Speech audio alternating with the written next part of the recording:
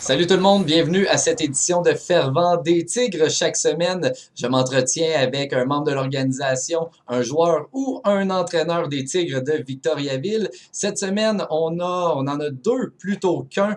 J'ai à l'autre bout de l'Internet, en fait, en direct de l'environnement contrôlé à Québec, le directeur des communications et du marketing des Tigres, Louis-Philippe Carbonneau. Et il est avec Connor Frenette des Tigres de Victoriaville. Salut les gars, ça va bien?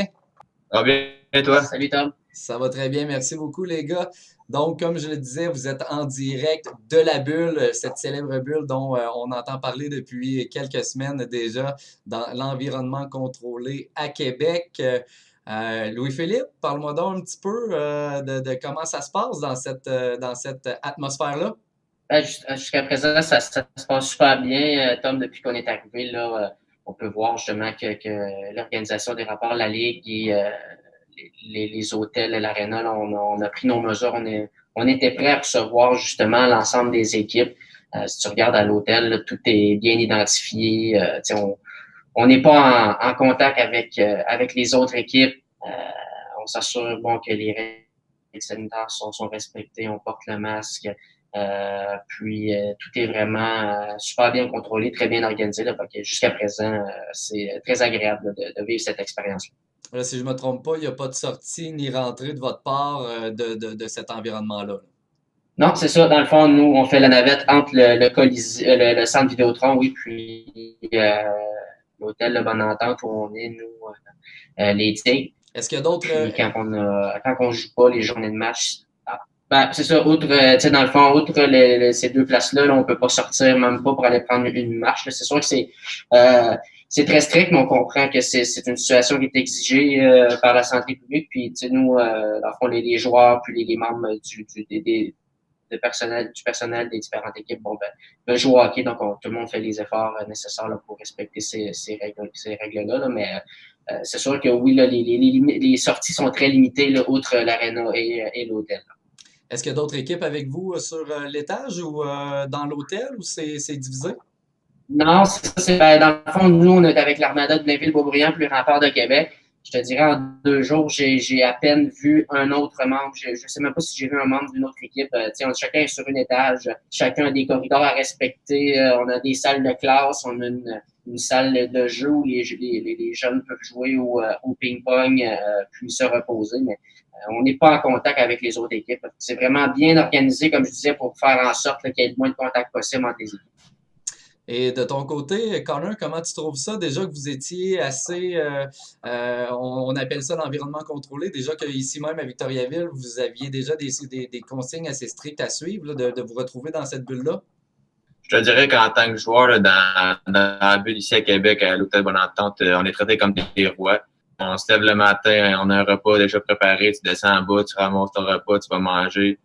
Nos horaires sont chargés, mais on n'a pas le temps de s'ennuyer. Là, on se lève le matin, on déjeune, par la suite, c'est des études, pour ça, du vidéo, dîner. C'est pour ça que tu tombes dans ta préparation d'avant-match. Donc, c'est des journées chargées.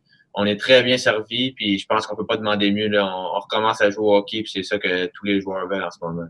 On en parle, tu l'as mentionné, il y a les études qui viennent à travers tout ça. Vous êtes plusieurs qui allez au cégep et je pense même à Pierre-Olivier Roy qui, lui, de son côté, est encore au secondaire. L'aspect études, les cours, comment c'est donné? Est-ce que c'est via vidéoconférence comme ça? Ben, je te dirais que tous les joueurs étaient déjà pas mal en cours à distance. Mais en ce moment, pendant la bulle, là, à chaque jour, on a un bon 2 heures d'études le matin. Comme ça nous laisse le temps de nous préparer avant notre match. Mais je pense que les coachs, ils prennent ça, ils prennent ça au sérieux. Puis nos études, même si on est en bulle, puis on recommence à jouer au hockey, puis on a 6 matchs en 10 jours, là, l'école continue au travers de ça. Nos profs sont là pour nous supporter, nos conseillers pédagogiques aussi. Je pense que les gars ensemble, on soutient là-dedans, puis on s'aide à poursuivre. On appelle ça le tournoi à 7 parce qu'il y a 7 équipes qui sont avec vous et le tournoi, ben oui, parce que 6 matchs en 10 jours. Au niveau de la récupération, Connor, comment ça se passe dans ce temps-là quand vous avez plusieurs matchs en quelques jours? Ben là, c'est sûr que nous, on a un horaire, on a assez une bonne horaire. On a 2 jours de congé là, après nos 2 premiers matchs, donc on va avoir le temps de se reposer. Comme je te l'ai dit, l'hôtel, c'est incroyable. On a des bains tourbillons dans chaque chambre, donc on s'est adapté. On a aussi notre physiothérapeute qui est là pour nous. On a des bains de glace, on a plusieurs machines là, qui nous aident à récupérer. Donc, je pense au niveau de la récupération, on va être correct, mais c'est la responsabilité de chaque joueur là, de se prendre en main et de faire attention pendant les journées off. Côté logistique, Louis-Philippe, je reviens à toi. Tu es directeur des communications, du marketing. Là, tu fais tout ça à distance. Habituellement, tu es t'es au bureau avec nous ici au Colisée des Jardins. Là, de faire tes trucs à partir en télétravail, à partir de la chambre et pas pouvoir avoir tant d'accès que ça. Comment tu trouves ça? Comment ça se passe? Ça va bien, je te dirais que surtout pour ma part, je fonctionne beaucoup, tous mes dossiers, mes trucs sont par rapport à mon travail sont dans mon ordi. C'est certain que le contact est beaucoup plus limité avec les membres de l'administration. Mais justement, on a la chance d'avoir une belle équipe à Victoriaville au sein de l'administration. Donc, dans les derniers jours, notamment, on avait notre match en rose qui était hier.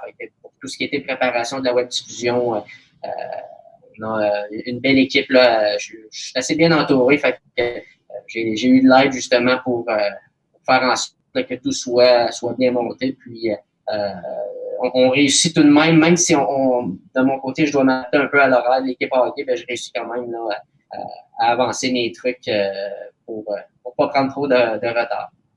On va parler de cette première rencontre qui a eu lieu au moment où on se parle, qui a eu lieu il y a 2 jours contre justement l'Armada de Blainville-Boisbriand. Une rencontre qui a été charnue, hein, Connor? Non, c'est sûr, ça a été une rencontre difficile de notre côté. Je pense que l'Armada, c'est une très bonne équipe. Nous aussi, on est une très bonne équipe. Je pense qu'il était un peu plus près que nous. On est arrivé un peu moins près mentalement. Je pense que c'est ça qui a fait la différence. Puis je pense que veux pas, ça faisait un mois qu'on jouait, mais on est une équipe avec des excuses. C'était une mauvaise partie de notre côté, puis on s'est repris à celle d'après. Justement, match d'ensuite qui se trouve à être pour le moment où on se parle hier contre les Saguenayens de Chicoutimi. Donc là, on s'est repris en main. Première période, on a mené la marque à 2-0. Ça a été le contraire directement en deuxième période. 2-2, ils ont pris l'égalité. Troisième période, aucun but. Prolongation, une victoire, 3-2. Un petit soulagement, j'imagine. Ouais, c'est sûr. On voulait retrouver le chemin de la victoire rapidement. C'était la game en rose en plus. C'était une cause qui nous tient encore dans notre équipe. On a appris des bonnes nouvelles avant le match. Le frère de notre joueur Nicolas Daigle a été guéri du cancer. Donc, c'est une motivation de plus pour les joueurs. Le message avant la partie, c'était faut trouver une manière de gagner ça pour lui, son frère, les autres. Donc, je pense que c'était la petite motivation de plus qui nous a permis d'aller chercher cette victoire-là en prolongation.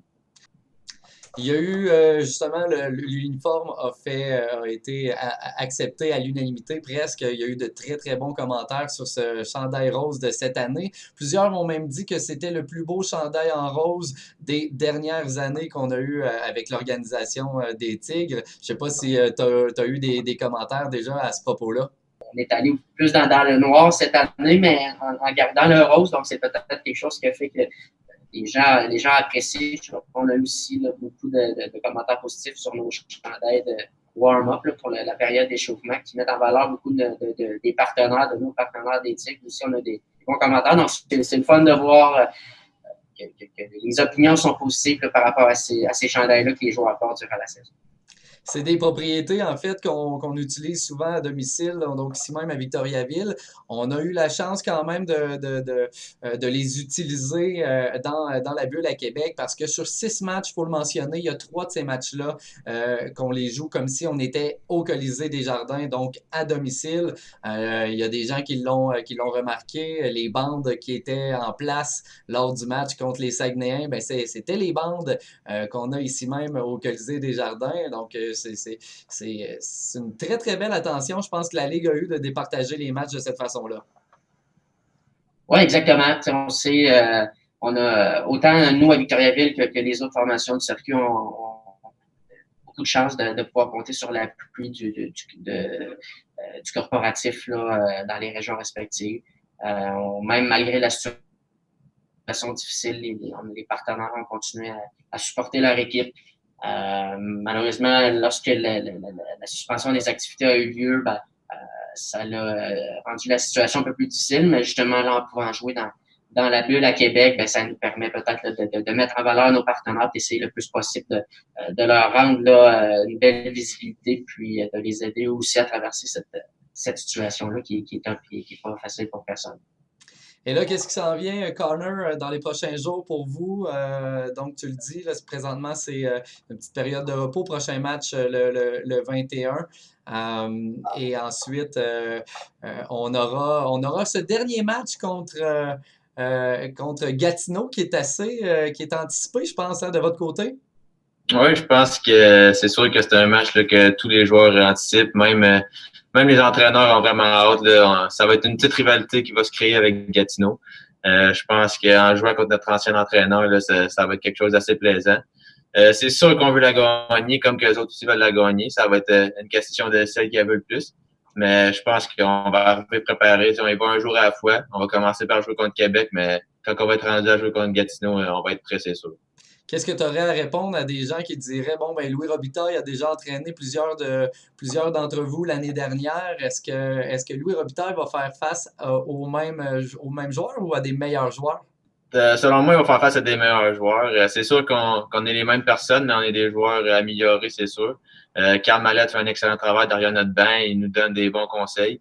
Il essaie de changer le système de jeu un peu. Fait que ça va être des choses que Louis n'a jamais vues.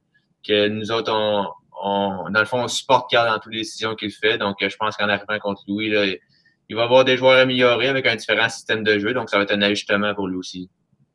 Bon, on a très, très hâte de voir ça le 27 novembre prochain. Donc, ce match contre les Olympiques de Gatineau, mené par l'ancien entraîneur-chef des Tigres, Louis Robitaille. Merci beaucoup, les gars, d'avoir participé à l'émission cette semaine. On va vous souhaiter la meilleure des chances pour le reste de ce temps dans la bulle. Lâchez pas. Merci beaucoup d'être là et bon hockey, les boys. Merci, Tom. Et puis, on va finir avec le petit mantra de Carl, juste pour la chance. Find a way. Yes. Salut les gars, merci beaucoup. Salut, merci à tous d'avoir été à l'écoute de Fervent des Tigres. On se retrouve la semaine prochaine pour une autre émission.